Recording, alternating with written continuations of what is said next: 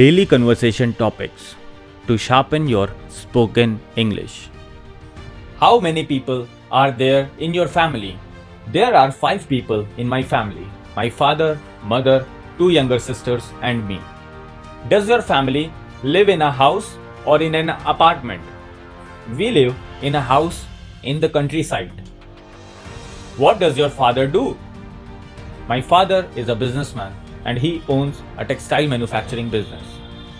How old is your mother? My mother is 45 years old, 6 years younger than my father. Are you the eldest among your brothers and sisters?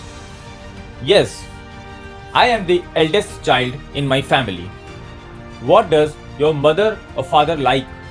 My father likes reading newspaper and my mother likes cooking. Do your parents let you stay out late?